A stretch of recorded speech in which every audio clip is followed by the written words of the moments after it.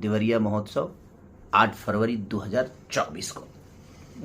Love you all, thank you. तो जय हिंद दोस्तों, कैसे आप लोग? मैं आशा करता आप लोग अच्छे होंगे, स्वस्थ होंगे, मस्त होंगे। तो हाँ दोस्तों, रिकॉर्ड मशीन खेसारी लाल यादव जी दोस्तों आप सबसे मिलने आ रहे हैं दोस्तों 8 फरवरी को देवरिया जनपद में, और आप सबके बीच में दोस्तों मनाने आ रहे हैं दोस्तों देवरिया महोत्सव 8 फरवरी को। अखंड प्रताप सिंह जिला अधिकारी के द्वारा दोस्तों खेसारी लाल यादव जी को आमंत्रित किया गया दोस्तों कि आप सबके बीच खेसारी लाल यादव जी को पेश किया जाए, इंजॉय किया जाए देवरिया महोत्सव में दोस्तों। तो बस आप लोग से रिक्वेस्ट, आप लोग ज़्यादा से ज़्यादा संख्या में आइएगा अपना भाई खेसारी लाल यादव जी से मिलने।